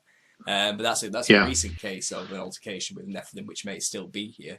And there's another popular one that came up recently about in the 90s in the Middle East, an army squad came across a giant which killed a few of them, and they managed to kill it and capture it. And that had red hair and pale skin too. And so let's make a couple more connections to sort of underline that, because the modern clown is just sort of an evolving sort of picture of where all this sort of comes from. Yeah, caricature is the word I use. Caricature, it's a cartoon idea, isn't it?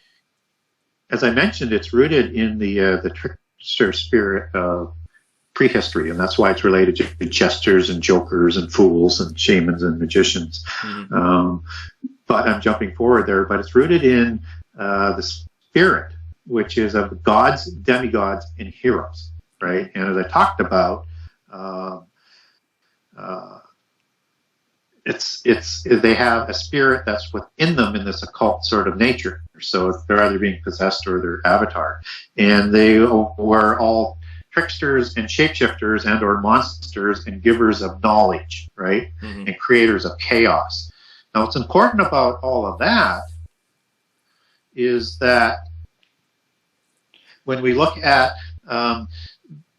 these beings that are coming down, they are being represented in these sort of caricature looks as being part of that whole look that comes down out of prehistory. And as we connect that back to the two different colors of hair, and you don't see much for the blonde hair for some reason, but go back into, let's say, Norse prehistory, and you have the Asgard gods. And amongst that one god is a particular one called Loki.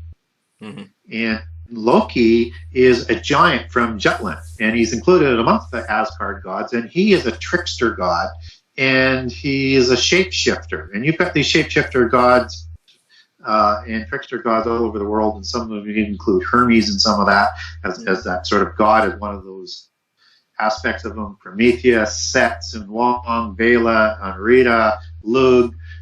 We talked about feathered serpents, that they're all sort of related in this aspect. And it's also interesting, just connect. I love to connect dots. Is Loki is the root sort of name for Luke Skywalker, because Loki was known as Loki Skywalker. Interesting. And again, you get that alien mythos that's sort of mixing in there. Just as a lot of the names in entertainment come out of prehistory. But this trickster spirit has the ability to connect portals, because these sacred clowns, as they're known as in the sort of the shaman or the religious or the magi aspect of, are in continual contact and talking with these demons, and whether they're possessing them or they're just communicating with them, and it can open portals to chaos.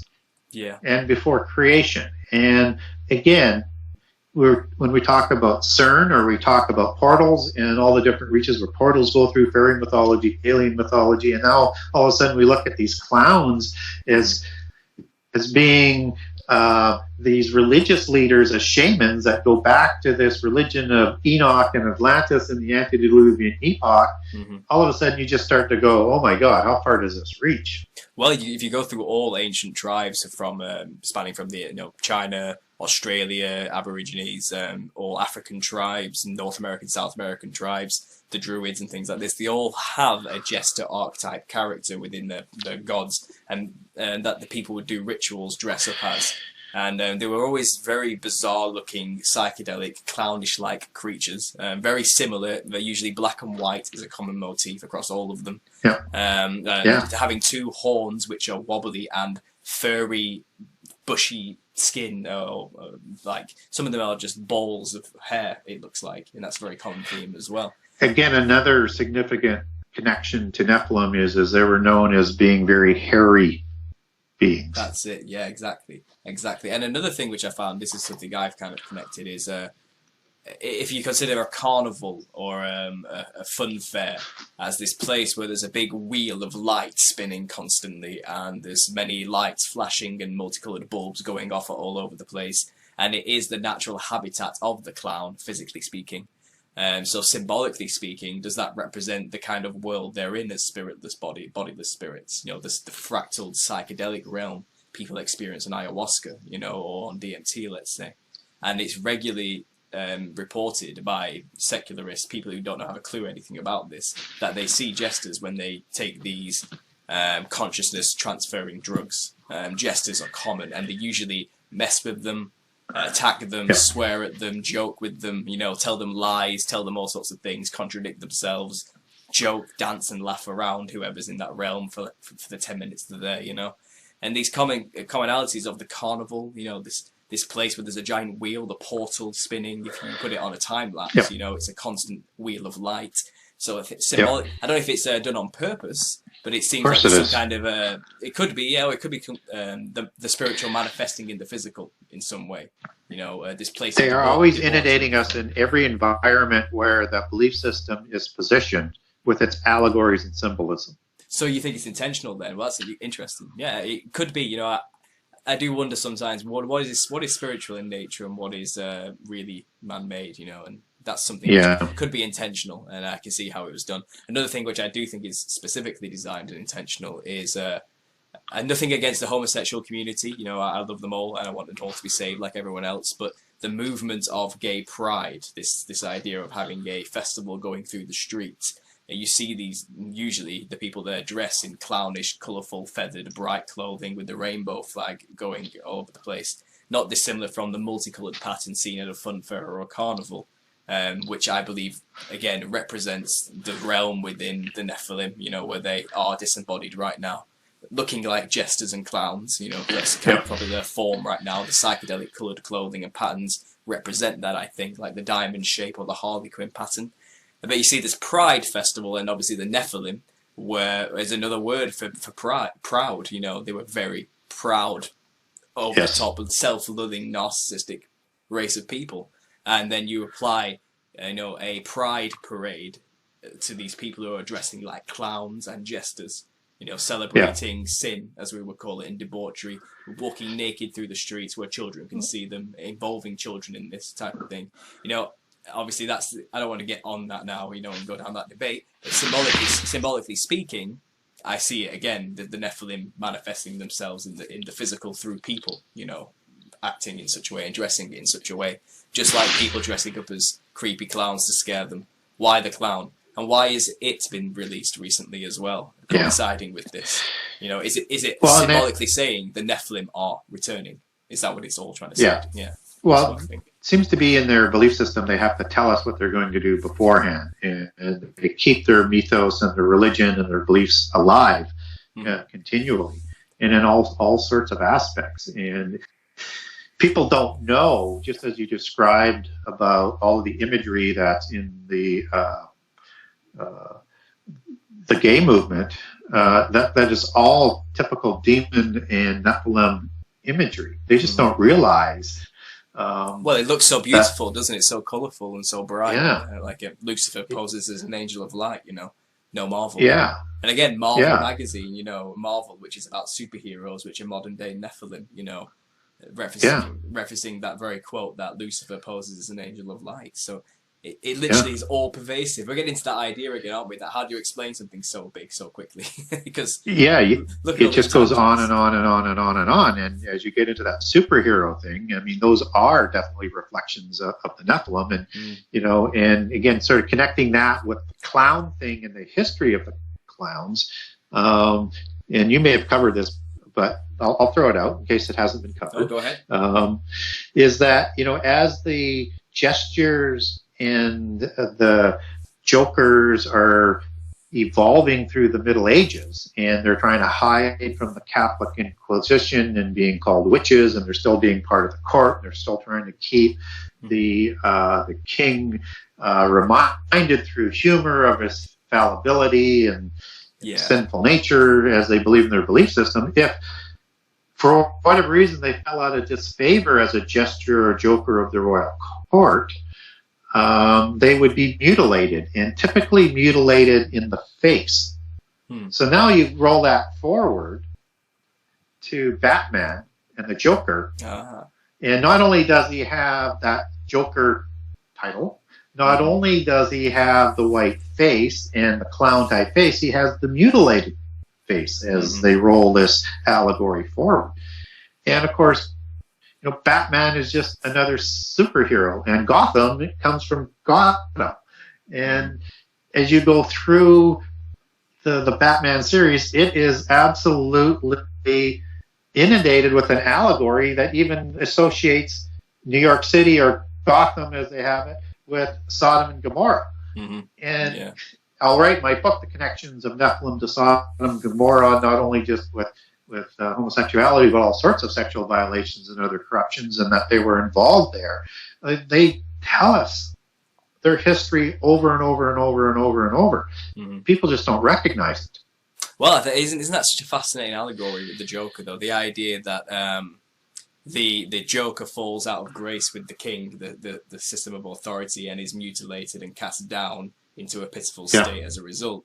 That is an allegory of the Nephilim, you know, who were given great power and abused it hideously, and were therefore stripped of their immortality and given a scar forever, essentially, you know. It's the same allegory, isn't it? Very fascinating. It really is. It really is. And, you know, you take Superman not as a clown allegory, but Superman as is probably the best example of a Nephilim sort of overlaid allegory. So Superman is obviously a superhero, right? And probably the most famous one. But what people don't understand is on his chest, he has this inverted pyramid that has this S that's in the form of a snake. And he is son of the house of El, and El being a god or an angel. And he is this superhuman being in the physical world that comes from another place. I mean, so literally the serpentine offspring of a god. Named El. And El was the father of Baal, father of Molech. Isn't it interesting how clever these people are doing this brainwashing? Because children watched Superman as a kid, you know, and thought all of this was original and new. And, you know, how did the creators come up with such amazing ideas? I want to be just like them, you know. And you realize these people who make these scripts, you know, and write these stories, really, they're just hacks who are copying the ancient past word for word and passing it off as unique. You know, they aren't original in any sense of the word. You know, Ecclesiastes comes to mind, that there's no new thing under the sun in that respect. You know, it is what has been will be again. And here we are, you know, venerating the Nephilim on a daily basis, our children on a daily basis, you know, dressing up as their favorite superheroes. And it was really an testament to how dark and far this world has gone, you know. And in case I didn't make it clear enough, I'll just double tap it here. So Superman is the son of a god, is son of God, right? As Nephilim was the son of a god. That's right. Yeah. Are you still there, Gary? I think you may have cut off for a second. No, I'm still here. You're still there. Sorry, I wonder what's going on there. Yeah, no, I agree. Exactly. It's the exact allegory, isn't it, of a child being born of an angel, you know, but half human as well, having superpowers. I mean, that's something that's being sold with transhumanism as well, along with these superhero allegories today, like Superman. Who doesn't want to be Superman? You know, what kid doesn't want to take that upgrade and have powers like Wolverine, you know, change your skeletons for metal or things like this? And right now, what seemed science fiction is becoming a reality, you know, on a daily basis. They already have the technology to edit genes at birth, you know, and choose your eye color, choose your hair color, choose your height, strength, your metabolism, whatever you want, basically. And obviously with the advancements of stem cells as well, which involves child sacrifice to get that power. That is a direct link to the antediluvian past of, you know, drinking the blood and sacrifice for power towards these gods, you know. And we do it in a more sanitized, so we believe, type of way. Everything what has been has just been modernized, I guess is the best way to say it, isn't it? Modernized. Yeah, we see a conversion of transhumanism into that greater Nephilim concept that I had. And that's why I don't always get caught in the antediluvian epoch to say whether or not it was DNA manipulation with a lot of these fabulous beings that were created, or, you know, continual sex with animals in this world to create these fabulous monsters, because some of them had, you know, depictions of many different types of animals. So I think there was some DNA manipulation going on, and I can't leave that sort of unfinished by, you know, in case, you know, people aren't familiar with some of the things, some of my work and stuff, and some of the things that I say is that the technology in the antediluvian epoch was greater than what we have today. And that's why you see those greater mythologies about these ancient societies like Atlantis with flying machines and things like that. Now, the reason why I say that is that if we get into end time prophecy and you accept what I was saying about the development of the 7 sacred sciences, is that Jesus said that the end time is going to be like the days of Noah. And I think that includes the Nephilim, and I think that includes both before and after the flood, because Noah lived for 350 years after the flood as well as before the flood. And that if our knowledge is where it is today, and we're not in the end time yet, that means that the antediluvian knowledge was greater than what we have today. Logic would dictate. Yeah, no, I agree. I mean, we aren't as advanced as we'd like to think we are. We've only been going at it for 100 or so years in terms of, you know, modern technology, the vehicle, the car, you know, and things like the engine and so forth, and where that led to. But it's definitely exponential. The growth is it's doubling each time and quadrupling and 10 timesing itself. And they call it the singularity. And I think the same thing happened in the antediluvian epoch. It may have been as part of our history for a period of time where there wasn't much technology, but as we have experienced, it doesn't take that many centuries to go from no mechanism to flying in space. It's a very quick decline, isn't it? And most civilizations prosper until they don't, you know, and suddenly just collapse rapidly in their own way to success usually. And I guess it must be that time again, because it's not as though the intentions are bad with technology, but people don't really understand what they're doing with technology. Like transhumanism, for example, is sold as a good thing to extend life and save lives, you know, and who can argue with that, right? And it's this kind of altruism within everybody is pushing it forward, and they're being played for fools, in my opinion, by drones, you know. And not to pardon the pun, right? Exactly. The irony that a clown and a jester and a joker is also a fool, but that's sort of the allegory and the disguise as well. And so people don't misunderstand what you and I are, you know, sort of talking about.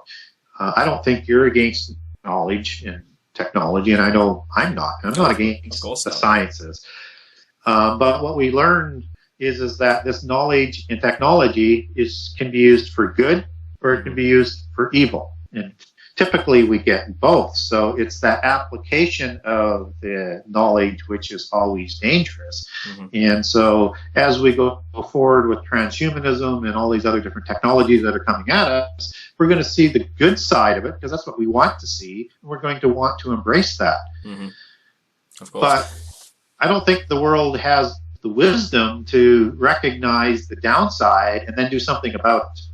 Well, I think what really the problem is the eternal refrain of mankind, and this sin problem we all seem to have, where, you know, if you look back at the atrocities during the 19th and 20th century caused by communism and the hundreds of millions of tortured, killed, the deaths caused by such things, and then you look at what the Nazis managed to get away with, you realise humans do have a capacity to do terrible things. And I think obviously knowing God is also to know that you could do that too, given the circumstances. To know thyself and know thy own evil, that respect. And most people haven't confronted that aspect and think that no matter what I do is good because I believe it's good. And that delusion, I would call it, that ignorance, naivety, is kind of what's destroying us. And they say we're more advanced than ever, but emotionally speaking, I think we're still teenagers essentially as a race. We had to start again since the flood. Exactly. I think it's a deception and a delusion to think that we're smarter than our ancestors were. Our technology is more advanced, but we're the same individuals. We think the same way. We make the same mistakes. And that's why nothing is new under the sun. And that's why the end time is going to be like the first apocalypse. That's right. Well, it's kind of from start to finish. The beginning is the end, isn't it? It's kind of an interesting full circle, and that's the beauty of God, I suppose. Now, summing up here, we've got 10 minutes left, 9 minutes left. I want to round this up at 2 hours, Gary. There was a few topics I wanted to quickly skim over, just to see what you think. The Great Wall of China, was it built to keep giants out, do you think? I don't think it's large enough to do that. It's certainly a possibility. And I don't think there's any significant evidence that I've come across to support that it was built for giants. What we do know, though, is that many of the Scythians, which are deeply connected to the 𝐤𝐴𝐼𝐷𝐸𝐼, as we talked about earlier, and Gog and Magog, which comes out of Greek mythology and out of the Bible as names of giants. These are people that migrated. Not only did they go to Ireland and into Germany and into Sweden, but they also went into Russia. And of course, the Scythians are the serpent people, and they're also known as the Sarmatians, and also connected with the Amazon women, and they're all part of this sort of group. And their belief system takes them back to certain giants who escaped out of Tartarus. And if people aren't familiar with what Tartarus is, it's kind of a name for an abyss or a prison that the rebellious titans of Greek mythology were locked into after that giant rebellion was put down by the gods. And so these are the ones that escaped after the flood. And they come from giants named Scythes and Celtes and Gelates and a few other names that are all related to Galatians and Gauls and Celts and 𝐤𝐴𝐼𝐷𝐸𝐼. And they migrate heavily into Russia as well. And in the end time, we have the Gog-Magog war. And then at the 1,000 years, Gog and Magog also rise again. And again, Gog and Magog are also giants that are part of the old Britain history with Albion, Gog and Magog, and of course the Trojans and the Scythians and the Sarmatians migrating over from the Troy area. So is it possible? I'm just laying down how it could be possible that descendants of giants were roaming there, because it was in the far reaches of civilization. And the Chinese civilization, which we know is quite well established to a great age, needed to protect themselves, even as past 1,000 CE or AD. And so this wall gets built for protection. But I've done some research. I just can't officially connect it to protect them from walls. I know that's a long sort of explanation, but I wanted to give why I was digging into it. No, that's true. I figured if anyone would know Gary, it would be you. So I just threw that out there. That's great answer. And another thing as well I wanted to know about is the monolithic temples of the past. What were they for?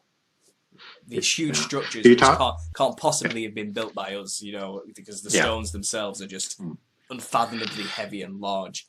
What were they for? What was the purpose to put so much effort into building these huge, beautifully intricate, massive buildings on ley lines? What was the point at the time? Right. So in the antediluvian world, you have a time before the creation of the people of day 6. And I also will distinguish day 6 people from the Eden account. And if people want some detail on that, just get a hold of me and I'll email you the documents on the differences between Eden and day 6. And what was going on before the creation of humans is that these great cities were being established according to polytheist religion, history, and mythology. So the great cities, let's say, of Sumeria are as much as 10,000 years CE old. And so humans would have inherited these cities.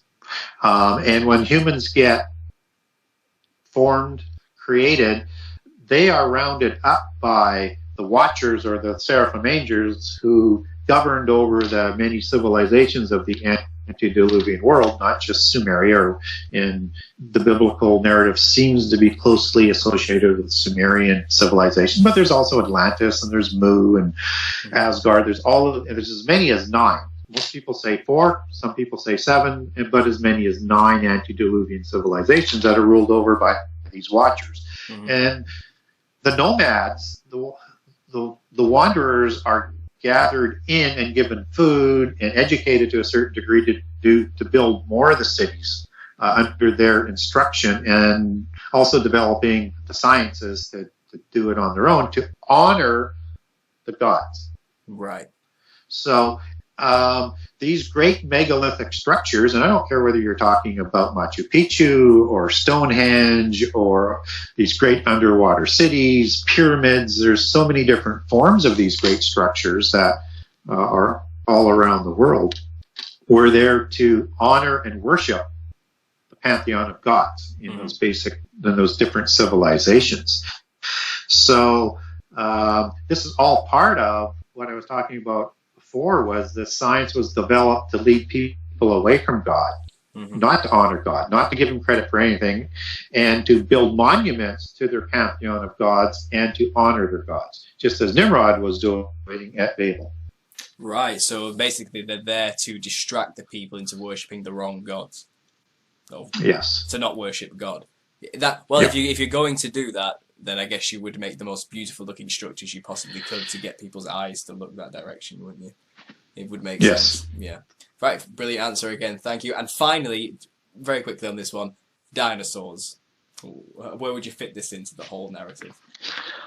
Well, you could place them in 2 different locations. One is somewhere between day 6 and the creation of Adam and Eve after day 7.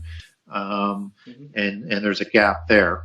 Or you could also place them before Genesis 1:1 and 1:2. And to me, it doesn't really matter. But if somebody wants to get a hold of me, you can get a hold of me through my website, Genesis6conspiracy.com, and send me an email, and I'll email you this information. You can translate Genesis 1:1 to 1:2 in 2 different ways. One, as the standard dogma is, or that the earth became void and was destroyed beforehand. And way too much to go into today because that's like a show in itself. But that's called the gap theory, or the renewal of the earth theory. Just as the Spirit renews the earth in Genesis 1:2, and also in Psalms 104:30, where the Spirit is sent and the earth is renewed. And again, I'll give you people both ways of translating Genesis. So to me, it fits better in between Genesis 1:1 and Genesis 1:2. That's where the dinosaurs would have ruled, because you have this angelic rebellion. And because of that angelic rebellion, you have the destruction of the earth. This is constitutive for me, but it just seems to fit in there better, and it could fit in afterwards as well. I just find it fits for me better in that sort of gap. These dinosaurs are saurian beings or reptilian beings.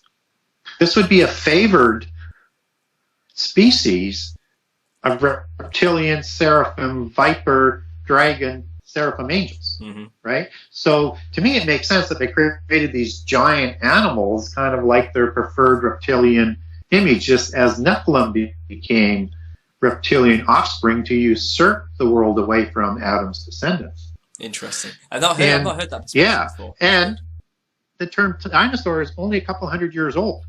It was invented by the people out of the Royal Society who we talked about before, being formed by the Rosicrucians and Freemasons to create science and to develop, to lead people away from God. They were known as dragons before that.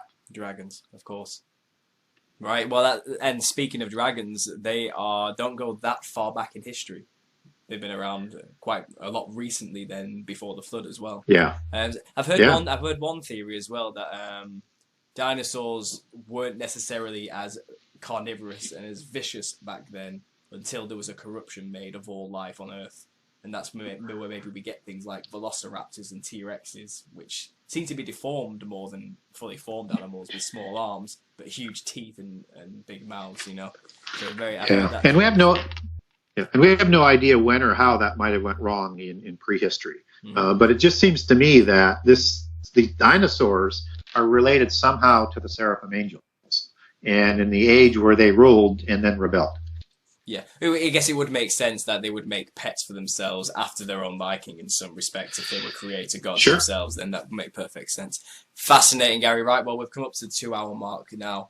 Thanks for talking. It's been great, and I hope to do it again sometime. Before we just sum up here, how do people listening contact you and find out more about your work? What's the contact details? So, yep, you can get a hold of me through my website, www.genesis6conspiracy.com. That's Genesis 6 with the number 6 conspiracy.com. I have an email contact there. You can also look on my website for other interviews to get a better flavor for me. And if you're interested in the book, I have a generous excerpt on all 98 chapters on that website to give you a feel for whether or not that would be a book for you or not. And there's a lot of information in there. You can also follow me on Facebook under Gary Wayne. I also have 2 Facebook pages called Genesis 6 Conspiracy that I post on all regularly, and I'm also linked with the Giantology page as well.